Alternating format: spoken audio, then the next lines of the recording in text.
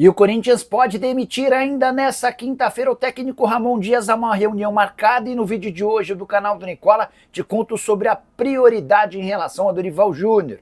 Já o São Paulo em crise, agora por conta da falta de resultados e também por discussões em campo envolvendo jogadores e fora de campo com o técnico brigando com jornalista. Preciso te falar também sobre o Flamengo, que desencantou, fez 6-0 no Juventude e viu Pedro balançar as redes 2 vezes. Bora falar ainda sobre a semana perfeita do Palmeiras com mais uma vitória, essa super importante, no Rio Grande do Sul.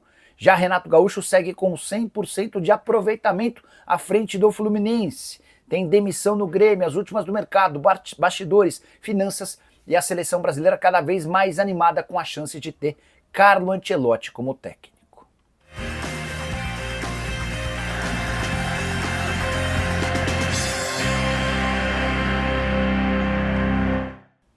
Fala aí pessoal, sou Jorge Nicola, bem-vindos a mais um vídeo do canal. Sempre bom ter vocês por aqui, sem perder tempo, só pedir para deixar like, se inscrever no canal e ativar as notificações. Bora direto para o giro de notícias e a primeira informação é sobre os artilheiros do Brasileirão. Pedro Raul, Verratti e agora Arrascaeta são os principais goleadores com 4 gols cada. O Arrasca marcou mais um na vitória por 6-0 do Flamengo contra o Juventude. Já o Vitória venceu sua primeira partida no Brasileirão, no primeiro clássico entre nordestinos, vitória por 2-1 contra o Fortaleza, Lion que ainda não havia sido derrotado no Campeonato Nacional. Já o Atlético Mineiro é o penúltimo colocado do Brasileirão após derrota por 2-0 para o Santos. São 2 pontos conquistados em 4 rodadas, menos 3 gols de saldo.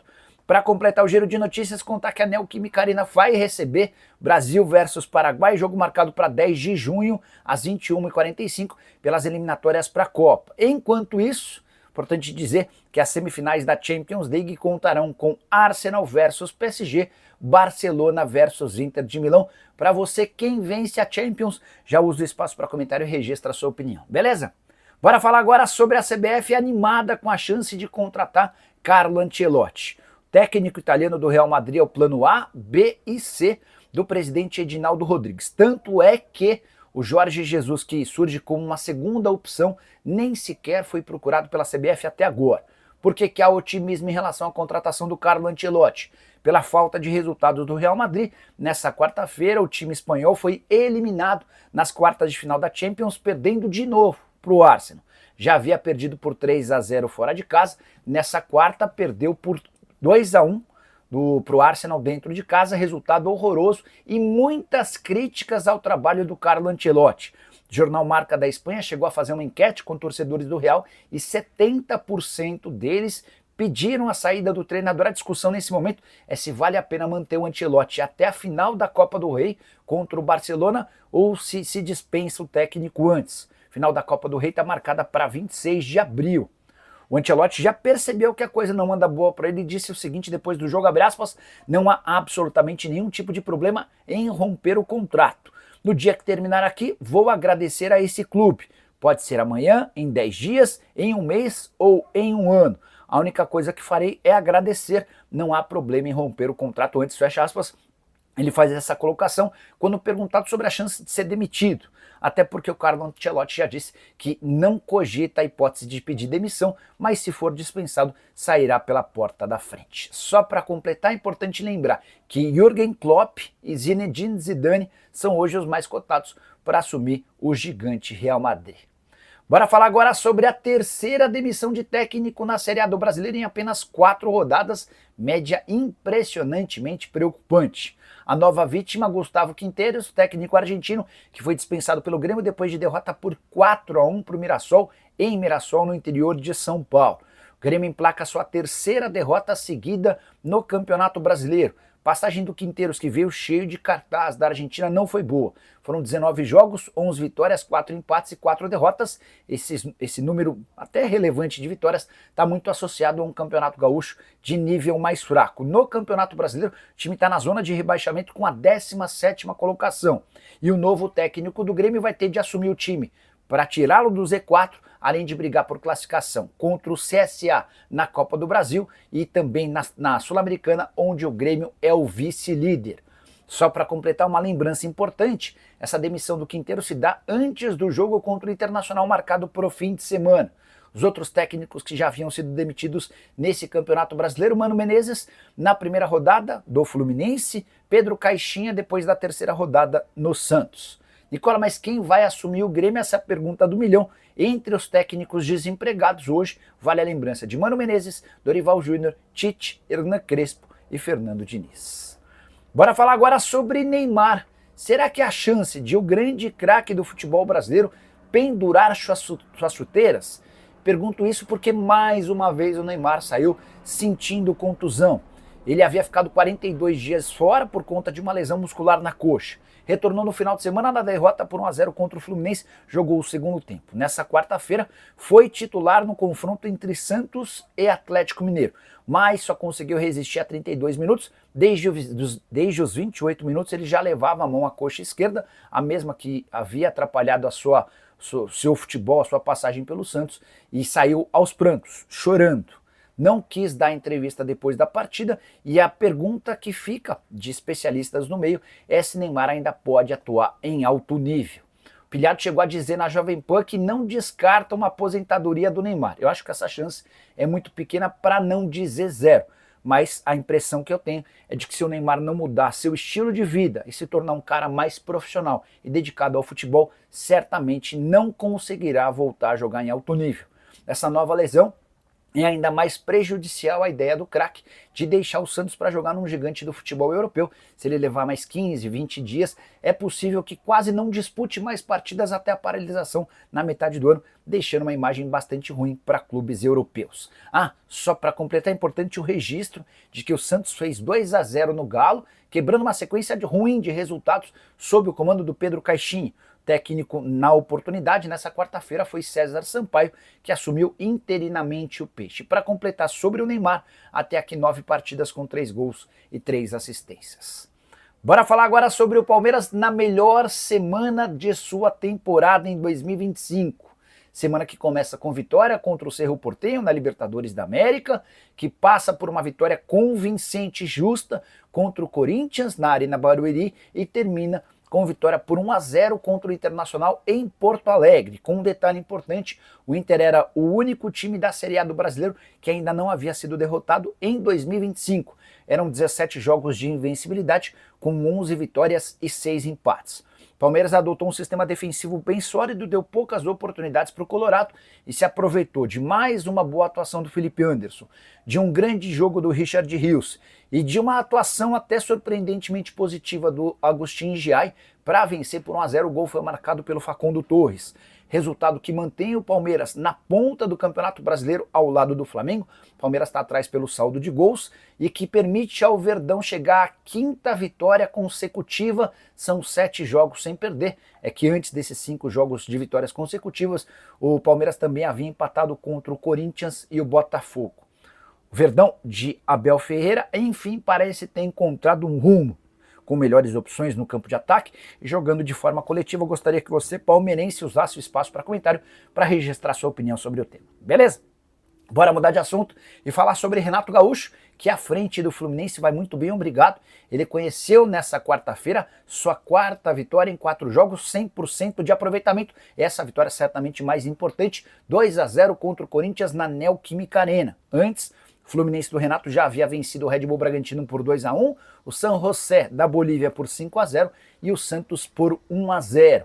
Importante lembrar que o Fluminense vem de 5 vitórias seguidas. É que antes de o Renato assumir o Marcão, como técnico interino, já havia ido à Colômbia e garantido a vitória diante do Once Caldas por 1-0. Pergunta que eu deixo para o torcedor tricolor: Fluminense com o Renato Gaúcho tem condição de brigar por quais títulos? Já usa o espaço para comentário e registra a sua opinião. Hora de falar sobre o Flamengo, mais especificamente de Pedro, que teve seu esforço para tratar uma lesão de ligamento cruzado anterior do joelho recompensado nessa quarta-feira.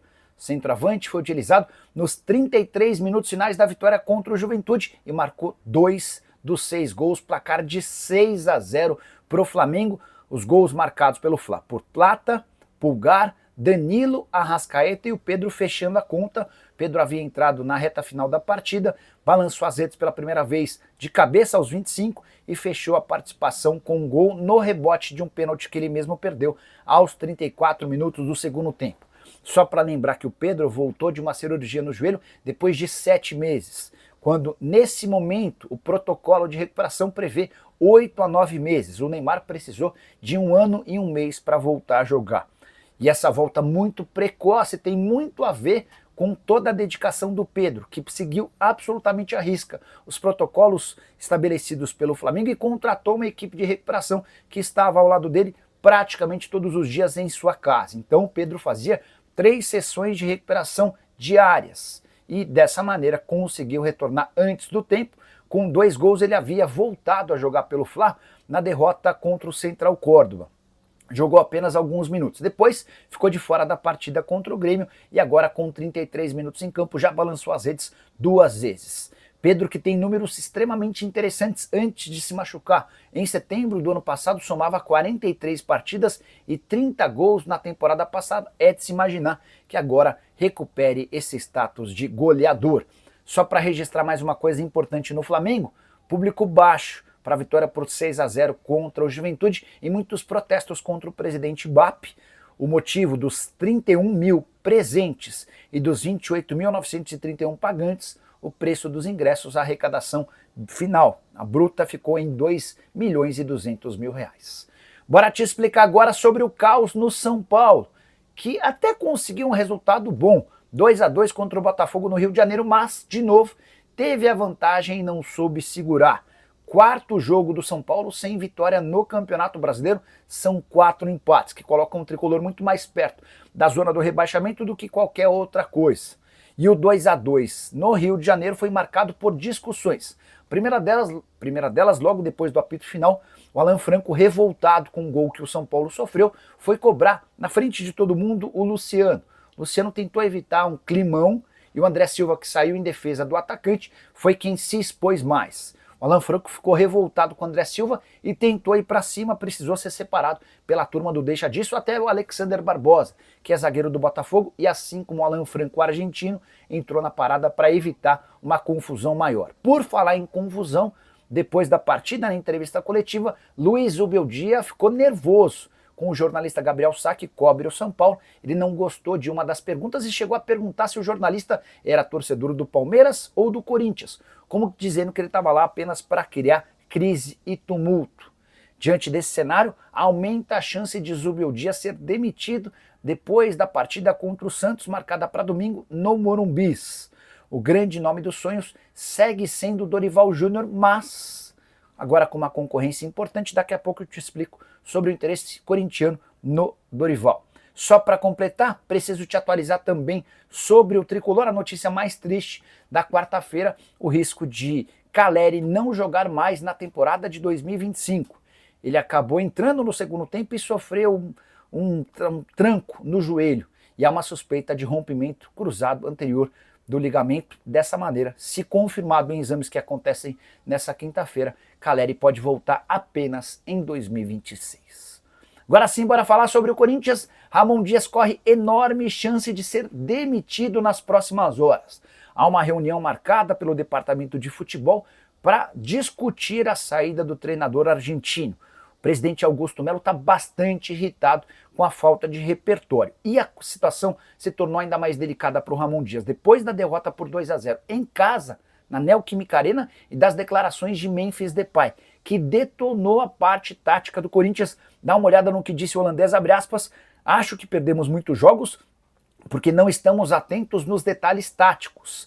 Se olharmos como às vezes estamos posicionados, com o time tão aberto, com 50 metros entre linhas. Na minha opinião, isso não é futebol. Temos que estudar o jogo se quisermos crescer. Uma declaração e uma crítica extremamente ferrenha ao treinador. Se você diz que o time está espaçado, que o time joga mal, que o time não tem capacidade tática, isso está muito associado ao trabalho do treinador. O Memphis Depay não poupou críticas ao técnico de forma pública.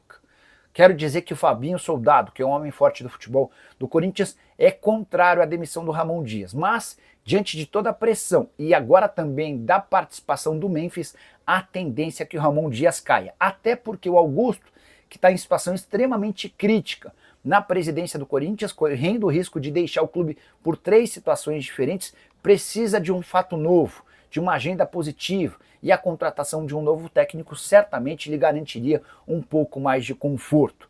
Dorival Júnior é a bola da vez, é o preferido do presidente Augusto Melo. Para isso, primeiro, o Corinthians precisa dispensar Ramon Dias, que custa 2 milhões de reais por mês ao lado do filho Emiliano Dias. Assim que tiver qualquer novidade sobre o tema, prometo voltar a contar para vocês. Mas, importante lembrar ainda que Dorival Júnior está desempregado e já tem conversas com o São Paulo há pelo menos 10 dias. E você, na pele do Dorival, preferiria o São Paulo ou o Corinthians? Já use o espaço para comentário para registrar sua opinião. Só não esquece de deixar like, de se inscrever no canal. Nos encontramos assim que surgir notícia. Tchau!